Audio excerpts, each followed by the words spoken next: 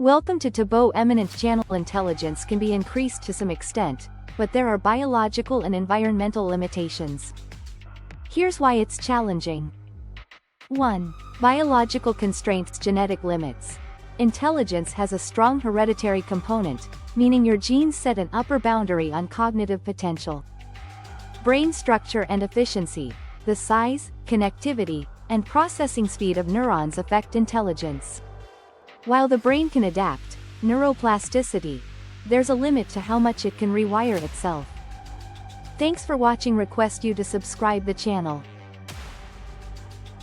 2. Environmental and developmental factors. Early childhood development. Critical periods in brain development influence intelligence. Poor nutrition, stress, or lack of stimulation in childhood can hinder cognitive growth. Education and socioeconomic status. Access to learning resources and a stimulating environment plays a role, but these factors can't completely override genetic potential. 3. Cognitive trade-offs. Energy demands. The brain consumes about 20% of the body's energy. Enhancing intelligence significantly might require more energy than the body can support efficiently. Processing speed versus accuracy. A more intelligent brain might process more data, but that could come at the cost of reaction time or efficiency in other areas. 4. Diminishing returns of training. Brain training games and cognitive exercises improve specific skills, but they don't necessarily translate to a general increase in intelligence.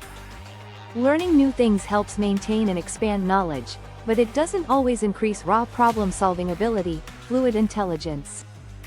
Can intelligence be increased at all? Yes, but within limits. Education and learning. Expanding knowledge can make you functionally smarter in certain areas. Healthy lifestyle. Sleep, exercise, and diet improve cognitive function. Neuroplasticity. Engaging in new, challenging tasks, learning a language, playing an instrument, can strengthen brain connections. Drugs and technology. Some substances, like nootropics, may temporarily enhance cognitive function, but long-term effects are debated. Future brain-computer interfaces could expand intelligence artificially. Imagine a world where intelligence could be infinitely increased. At first, it seems like a utopia.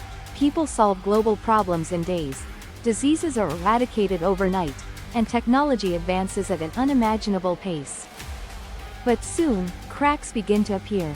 A scientist, Dr. Elias Carter, is the first to push the boundaries of intelligence beyond natural limits. Using a revolutionary neural enhancement chip, he boosts his IQ to 500. His brain processes vast amounts of information at once, seeing connections others can't. At first, the world hails him as a genius. He predicts earthquakes before they happen, creates self-repairing materials, and even deciphers the origins of consciousness. But something strange happens. Dr. Carter stops talking to people. He isolates himself in a lab, mumbling equations too complex for anyone else to understand. His thoughts race so fast that conversations bore him. He sees solutions before others even grasp the problem. Human emotions, once familiar, now seem like unnecessary distractions. Society splits.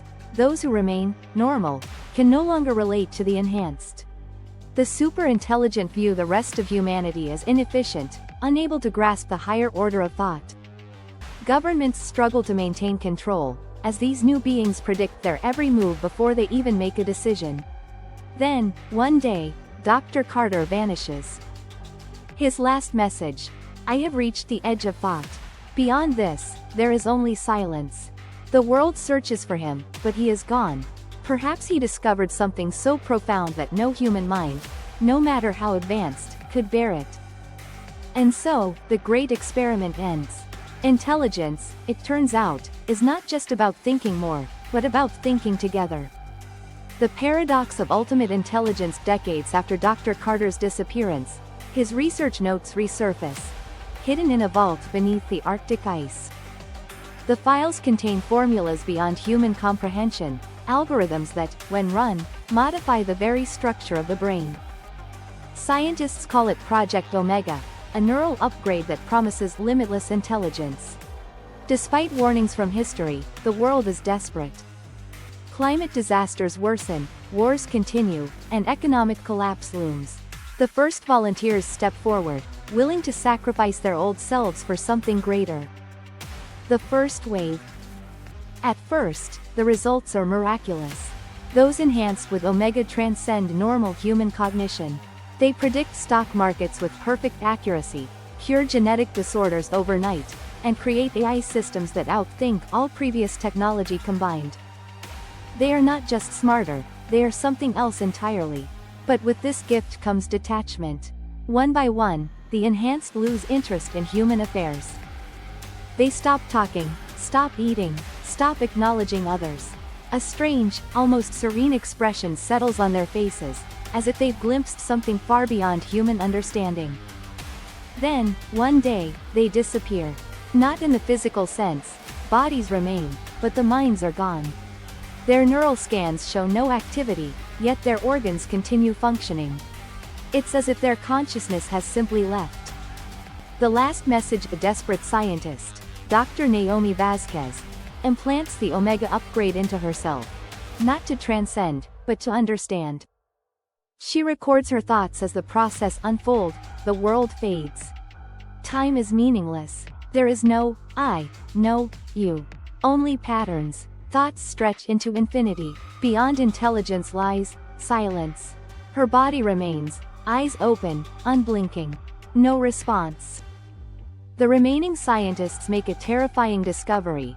Every enhanced individual has reached a singular point in their cognition, the last thinker. Years after the Omega event, the world has changed. The enhanced remain in a strange, silent state, alive, but unresponsive. Their bodies function, but their minds are elsewhere, lost in some unknowable realm of thought. Some worship the Omega as divine beings, believing they have ascended beyond mortal existence. Others fear them, calling them the hallowed. Governments collapse under the weight of uncertainty, and knowledge itself becomes a relic of the past. But one person refuses to accept the mystery. Elias Carter returns. Deep in the ruins of a forgotten research facility, a lone figure steps out of the shadows. But one person refuses to accept the mystery. But something is different. Unlike the others, he came back. Carter speaks of things beyond human comprehension, but in fragments, as if his mind is barely holding onto reality. There is a limit, he says. A final answer to every question. The last thought. The Omega threshold is not an evolution, it is an endpoint. He explains that intelligence, pushed too far, does not expand forever. It collapses into itself. When the mind reaches a state of perfect understanding, it realizes there is nothing left to know. And that truth is so vast, so overwhelming, that the mind simply ceases. I stood at the edge of thought and peered into the abyss. It is not enlightenment. It is not knowledge. It is nothing. But then, a question emerges. Why did he return when the others did not? His answer is chilling. I chose to forget. The only way to escape the Omega threshold, he reveals, is to let go of understanding. To become ignorant once more. To unlearn. Carter is the last thinker because he alone has rejected the final answer. But as he speaks, he begins to tremble. His eyes flicker with memories struggling to resurface.